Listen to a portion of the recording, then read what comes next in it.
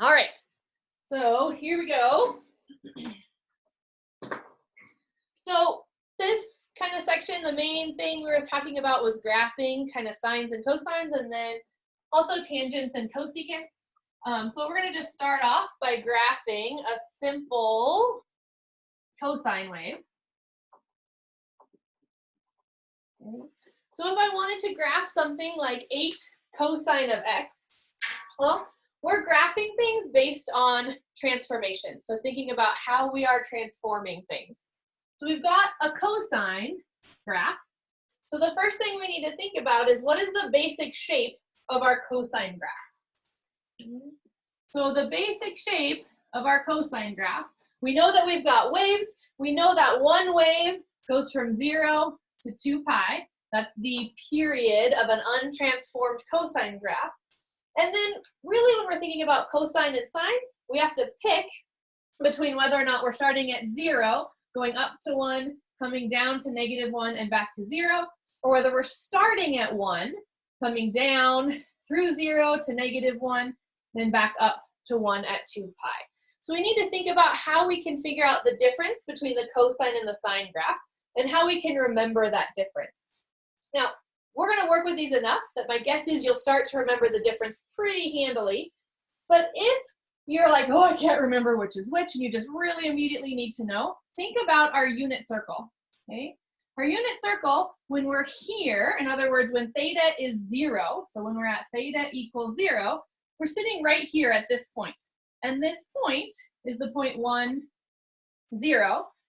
So remember, when we're on our unit circle, our x value is like our cosine of theta, and our y value is like our sine theta. So when theta is 0, cosine is equal to 1, meaning the cosine function is going to start up here at 1, come down to -1, go back up. So there's going to be one complete wave or one complete period of our cosine function. So this is the graph that we're transforming. Now let's think about how we're transforming this, okay? How are we transforming this? We've got a couple of things that we're doing. We've got this 8 out in front. Now, just like when we've done other transformations, this is representing a vertical stretch. So essentially, we're taking this graph and we're stretching it out. Now, when we stretch it out, we're stretching it by a factor of 8. So I should have drawn this a little more to scale, because essentially what this is going to do is it's going to stretch out the peak of this wave up to 8 and the trough of this wave down to -8. Another way of thinking about this is changing our amplitude, which is like our wave height and our wave trough, to 8. So this tells us that the amplitude is going to be 8. Okay? The other thing that we've done is we have a negative inside with the x. Now negative multipliers represent reflections, okay? So this is a reflection. The question is this going to be an x-axis reflection or a y-axis reflection? Now remember, x-axis reflections happen out here, out in front. So if we had a -8, that would represent an x-axis reflection. Since this is inside, this represents a y-axis reflection. But if we look at this little graph here, when I reflect across the y-axis, is that going to change anything? So if I draw kind of the other half of this wave over here, notice that this is symmetrical about the y-axis. So a y-axis reflection is not going to change anything. Connor, I see that your hand is raised. What question do you have? You mentioned it, but I missed it. That's okay. Where would the negative sign be if it was a reflection across the x-axis? It would be out in front. So if I put a negative sign here, out in front, that would be my x-axis reflection. Does that make sense? Yeah. Okay. All right, so we have a vertical stretch, meaning this guy has been stretched, so it goes up to 8 and down to -8. Then we have a y-axis reflection, but it turns out that doesn't actually do anything for our cosine function. So when I go to sketch our transformed graph, and as always, when we're sketching, right, we're really sketching. It's not going to be super pretty, and that's okay. But I'm going to go ahead and give myself 1, 2, 3, 4, 5, 6, 7, 8. So I'm going to go up to 8. 1, 2, 3, 4, 5, 6, 7, 8, down to negative 8. Okay. Now we have not changed the period of this. If we had changed the period of this, there would be a multiplier inside here like 4 or 3 or 2/3. So that means our period, excuse me, is still going to be 2 pi. So I'm going to start up here at 8. I'm going to come down to negative 8, come back up to 8. So there's one kind of period of our transformed cosine function. Any questions about that?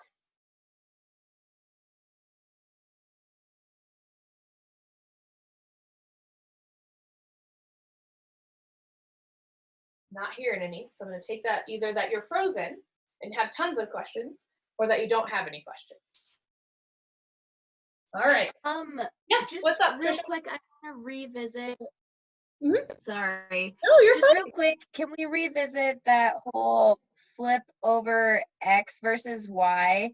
And just for my brain real quick, instead of using numbers for this graph, can you give us the general formula for the cosine function, like with the letters like A, B, C, and D? I think so. And the reason I say I think so is I don't remember exactly which order your textbook puts them in. So yes, I can absolutely put letters in there. It may not match exactly with what your textbook uses. Does that make sense? Yes, ma'am. Like I'm pretty sure, I'm pretty sure I remember which ones they put where, but not like 100%. Sorry. Okay, so let's look at a general cosine. Would be something like, I think they do it like this. D plus A cosine of V times X plus C. Okay. I think it's something like that. Again, the only difference might be which letter is which. I'm pretty sure this is A and this is B, but I may have switched around D and C compared with like what your textbook actually says. Okay. So if we look at this, okay, well, in terms of transformations, this is multiplying our function. Can you guys see that? If that is a yes? Yes, I can. Okay, so this is a vertical stretch or shrink. Okay, and in terms of our function, it's going to change the amplitude of our wave. Okay, and the nice thing is this number is exactly going to be our new amplitude. So for example, on the last one, we had 8 times cosine and the new amplitude was 8. Okay, all right, so let's look at this guy in here. Okay, this is a multiplier inside of our function. This represents a horizontal stretch or compression. And this is going to impact our period. So think about if we are compressing or stretching our function, okay, that's impacting our period, how many waves we're going to have in any given kind of interval.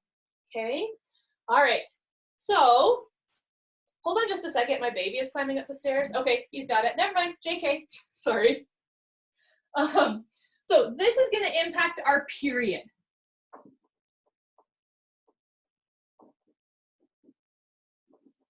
Okay, in other words, how long it takes for one complete wave cycle.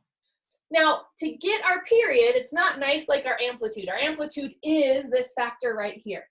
To get our period from that multiplying factor, we take the original period of the cosine function, which the original period of the cosine function is 2 pi, and we're going to divide by this horizontal factor. Okay, so our period, our new period, the period of our transformed graph will be 2 pi divided by v. Okay, all right, so the last 2 letters on here represent horizontal and vertical shifts.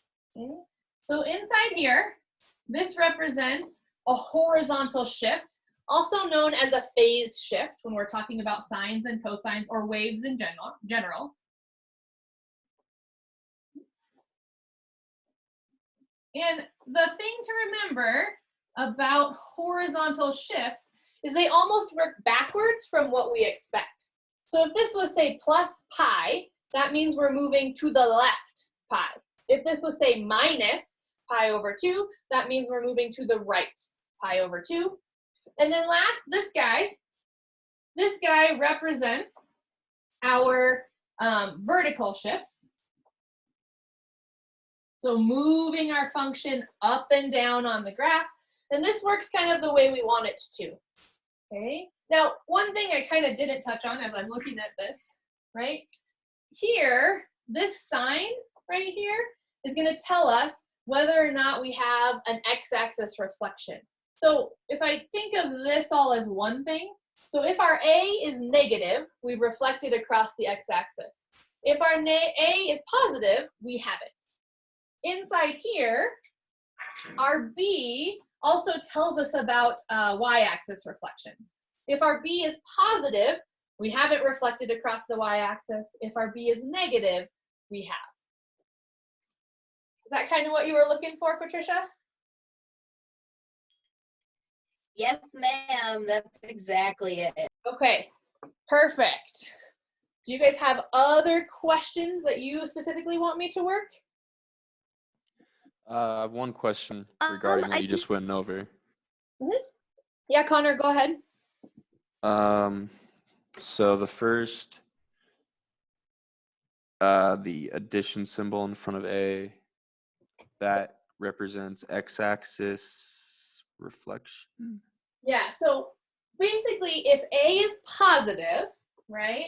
So if we had something like, I'm just gonna throw numbers up, 3 plus 2 cosine of 7x plus 2, okay? This right here tells me two things. This tells me that I have no x-axis reflection and that this has been stretched by a factor of 2, meaning my amplitude is 2, okay? Alternately, if I had something like, well, let's just do the same thing, but with a minus there. Okay, so these are exactly the same except for the minus here. If this is a minus, this negative tells me that I have x-axis reflection. So I flipped this over the x-axis. Does that make sense? Yeah. Okay. Patricia, did you have another question? My only real question with this is when it comes to our D term, I know that sometimes it can be on the opposite side, like over on the other side of C. My question is, does it matter where it's at for the positive, like the positive and negative, like as long as that is in front of the D term, it applies? Yep. So it's kind of weird because Patricia, especially I know you've been in many of my classes before, and all of the functions that we've seen before have that vertical shift on the end, right? So if we're thinking about something like x plus 2 squared minus 7, we usually see that vertical shift on the end. With these functions, we tend to put it in the beginning, and that's really just a convention thing. So this 3 plus 2 cosine of 7 times x plus 2 is the same thing as 2 cosine 7x plus 2 plus 3. Putting the 3 at the end or at the beginning doesn't change anything. This is still a shift up 3. Does that answer your question? Yeah. Okay. All right, what else you got?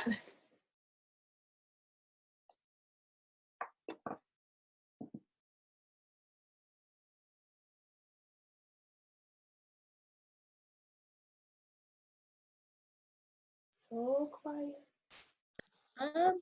I think for me personally, that's really about it. I'm still gonna post a couple of just clarification things to the discussion board for the review. Okay. But this helps me a lot because I wasn't quite sure about that D. Okay, good. How about you, Connor? I think that's all I got, and I might chime into the office hours. Perfect. Yeah, I'll be back here at 1 for office hours, and that's just kind of a drop-in, so please feel free. And again, remember, if like office hours don't work for you or you need help outside of those times, please just shoot me an email, and I'm happy to try and set something up. We'll just have to work around your schedule and my schedule. Sound okay? Yes. All right. Cool. Well, if that's all you guys have, we might call it for today then. And yeah, I'll work a couple more examples later and post them since we didn't quite get through all the examples that I wanted, but I think that'll be good. Everybody feel good about that? Yeah. Awesome. All right, guys. Well, we will talk to you soon. Thanks for dropping in on this too. It helped me kind of see how it's going to work. So Cool. I enjoyed the intro video. did you? Yeah. Did you get to see all the crazy family? Yeah. Well, I showed my parents that they loved it, and I showed my sister. Yeah, because Piper's adorable. That She's was pretty so cute, huh? Yeah. Yeah. Yeah. She'll probably break into other videos or office hours because that's just how working at home is, right? Yeah. So is Reynolds, does he have to teach at home too then? How does he even do that? Yeah, he's at home as well. And so he's working on recording videos to help kids stay active when you're kind of stuck at your house. So yeah. So it's real interesting. Cool. Yeah. Okay. Thank you, Megan. Yeah, thank you. We'll talk to you later. Okay, Patricia, if you don't have anything else, I think I'm going to end this particular meeting. Does that sound okay? Yeah, that's fine. I do have one quick question. Is there any way that we could get access to your husband's videos? I will ask him for sure. Yeah, that would be awesome because with the pool being closed, I'm literally going crazy. Yeah. Yeah, I'll ask him for sure. That'd be awesome. I appreciate everything you do, Megan. Yeah, I appreciate you. And is your laptop working okay? I'll talk to you later. Okay, is your laptop working okay before you go? I know they got you one. So I have yet to try and do any streaming like with Zoom, but it is working in the sense that like all of the math homework I did in the last couple days, I did from Centennial. So Okay, that's pretty rad. Right now I've kind of scheduled my life so that I am here